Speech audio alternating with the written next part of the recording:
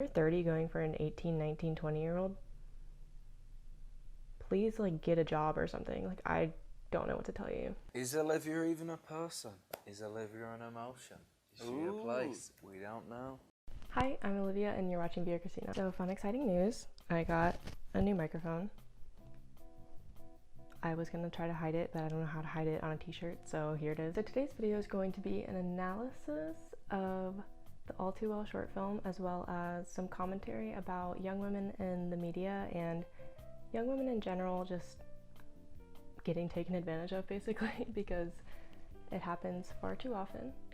And I feel like I can speak on this because it's happened to me, and I just think that it's very important that these things are talked about. And I just want to thank Taylor Swift for making this film, because it genuinely shows how it is to be in a relationship where there's a power dynamic and the power is less in the favor of the woman. So essentially I'm making this video mostly to kind of deter anyone from having to go through the same thing I did. And you know, I know it's like not easy to just be like, well, don't do it. because like people are stubborn. I know I'm very stubborn. This is also going to be a blush and discuss video where I do my makeup and talk about things. So this is a series on my channel, and I usually just talk about things that I want to talk about. So if that sounds interesting to you, then feel free to join me. So if you clicked on this and you don't know what the All Too Well short film is, thank you for watching this, but you might want to go watch the All Too Well short film. It's a short film created by Taylor Swift, and it goes through a relationship that is assumed to be her relationship with Jake Gyllenhaal when she was 20 and he was 29, so there's a pretty big age gap there. Basically, this film just follows their short-lived relationship and everything that came with it. So like I said, I have gone through a similar experience. When I was 17, I dated someone who was 23, and I know that you're hearing that like, that's not good. And I know, I'm aware. I just want to mention that I feel like when you hear that, people always go, well, why didn't anyone step in? Why didn't anyone say anything?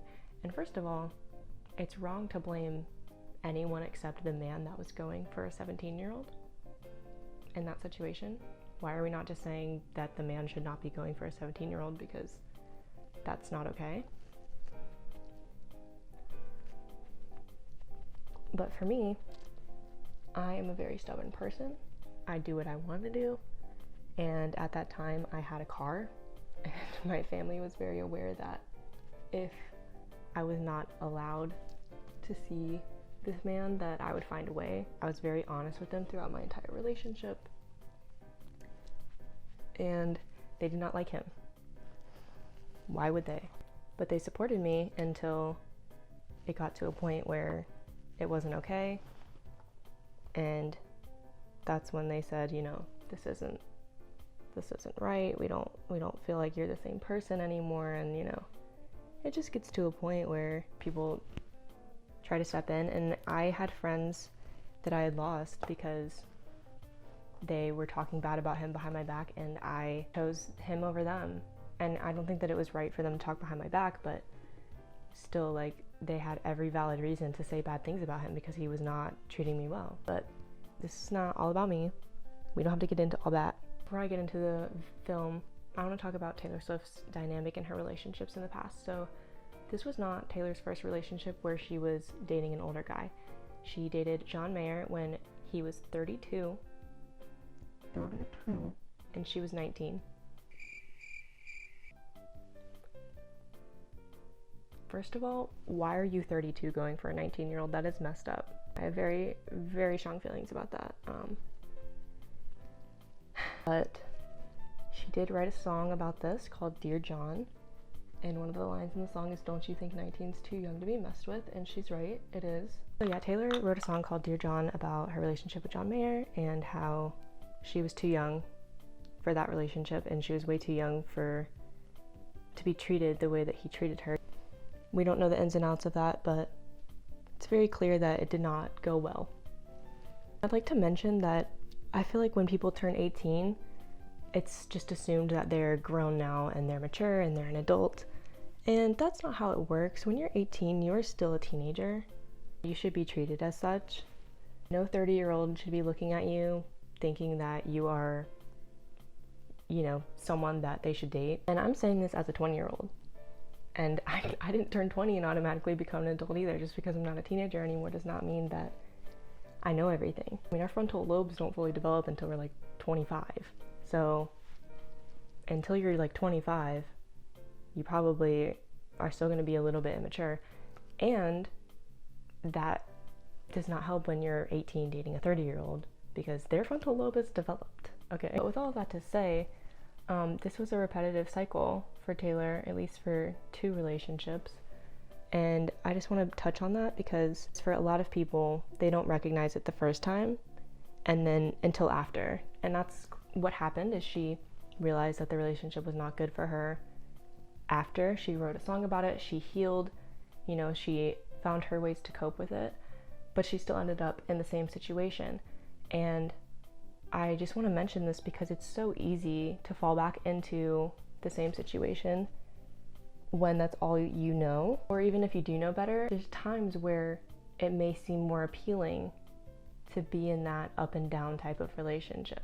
I mean, Taylor has a song called The Way I Loved You on Fearless about how she has this lovely, perfect relationship, but you know, it's not exciting for her because he's treating her right and how she should be treated. And she's like, you know, I just miss having screaming matches because it was exciting.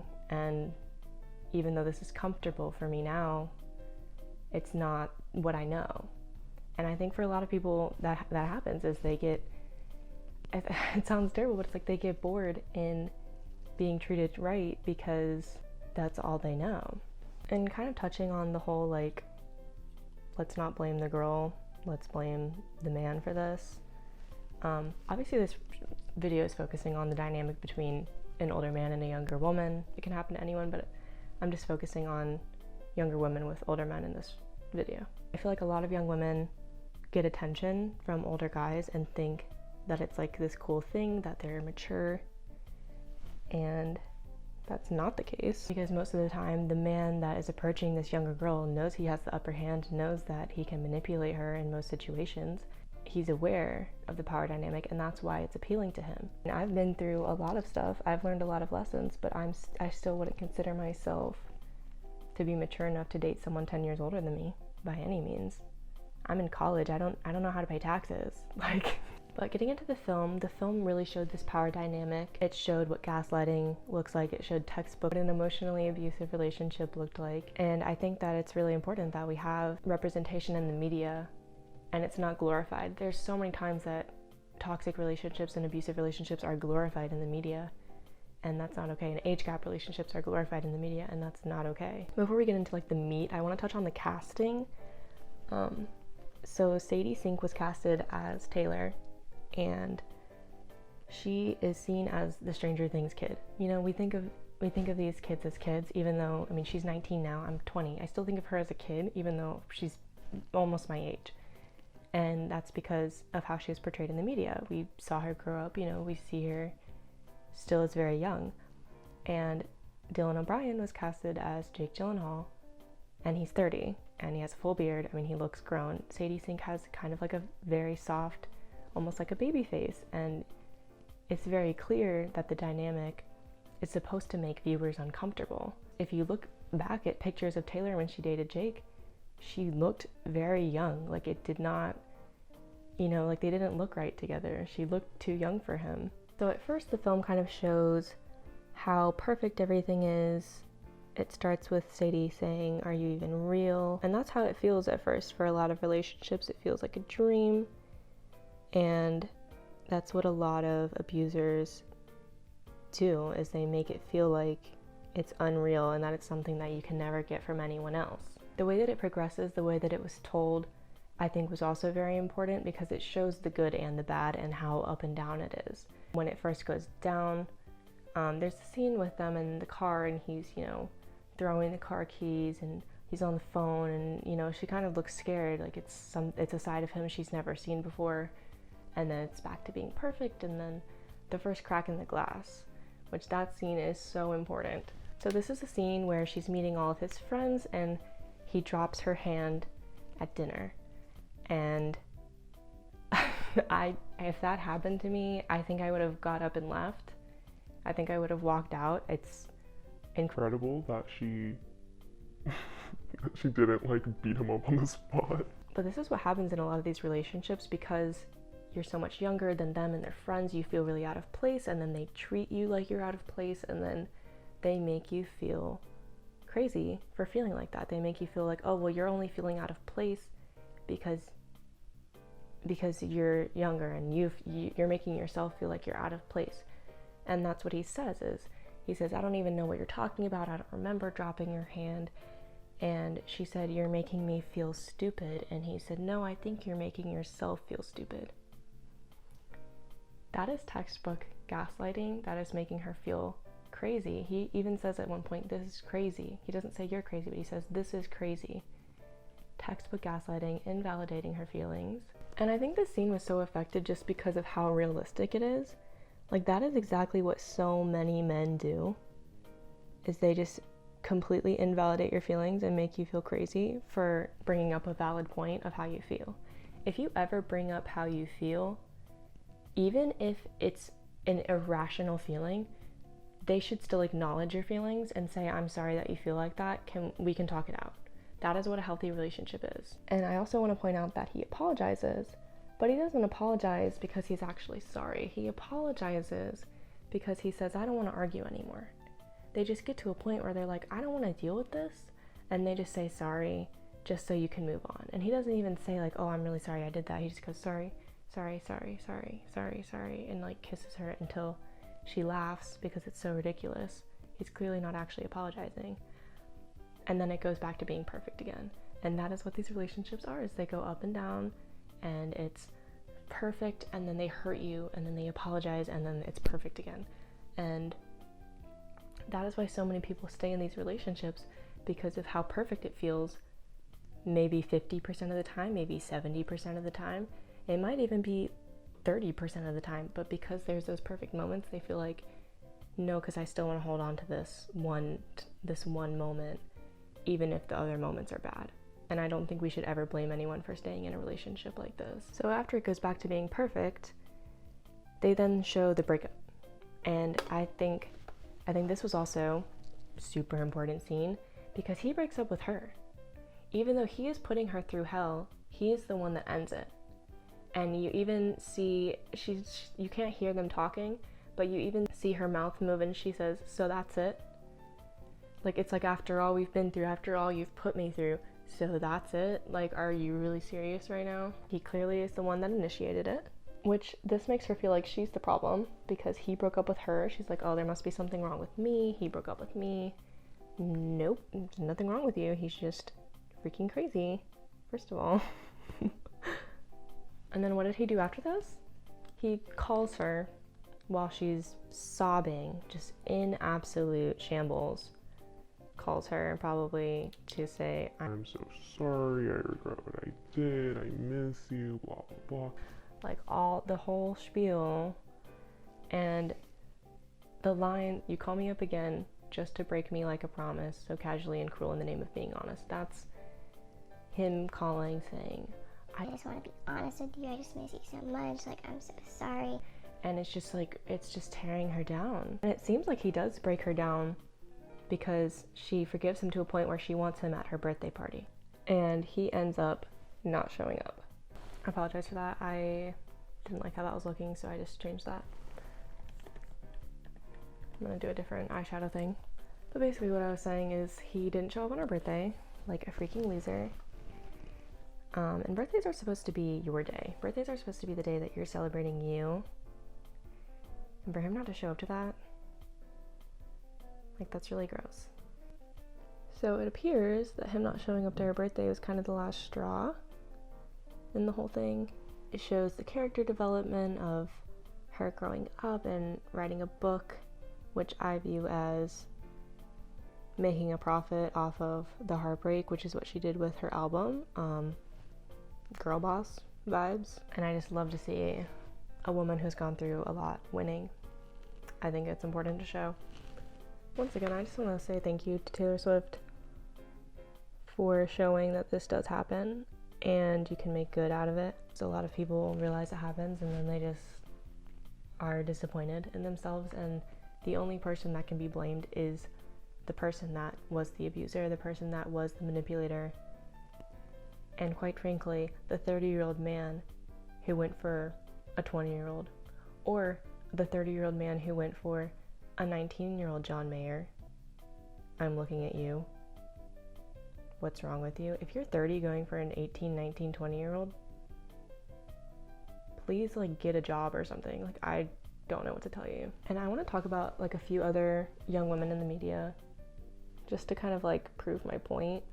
A lot of people assume that because they are famous, they have a lot of power and money and, you know, they can do whatever they want. And, you know, part of that is true, but that does not mean that a power dynamic does not occur when they're in a relationship with someone way older than them. And it happened to Billie Eilish. She was 17 dating a 23-year-old, and saying that out loud sounds really weird. I'm like, why are you in your 20s going for a 17-year-old? But I've been there. I have been there, and as a 17-year-old, you don't think this is really weird and wrong. You think, oh, he just likes me. And I think a lot of people try to say, well, yeah, she's in the spotlight, but she's still a young girl. Where was her family? Why wasn't Phineas stopping it? What were they gonna do? Tell their daughter that's making millions that she can't date the guy that she wants to date? Like, that sounds ridiculous. But she wrote Happier Than Ever and Your Power about this guy. I hope that her young fans realize that these songs are about that and they don't find themselves in the same situation. And another young woman in the media that I want to bring up is Olivia Rodrigo, because she is 18. Yeah, 18. And she's dating a 24-year-old producer right now. And I just think that if I was a 24-year-old producer, I would not be dating an 18-year-old. I think that's weird. I don't know what is appealing about an 18-year-old, like a freshly 18-year-old, like they are out, like just out of high school, that is appealing to someone that should have been graduated from college like 3 years ago. It's weird. And I understand that sometimes people are in the same place in life. Like, if you are a 19-year-old in college and you meet someone that, you know, is 23, 22, that's in college, like, if you're in the same place in life, like, I get that. Like, you're both in college, like, whatever. But if you're a high schooler and they're, like, out of college, what do you have in common? Like, genuinely, what do you have in common with an 18-year-old if you are in your mid-20s? It's weird. Because in my opinion, a 6-year age gap, that's a lot. Like, maybe if you're in your 30s, like, whatever. But if you're 18, a 6-year age gap, if you're 18, a 6-year age gap would be you dating a 12-year-old.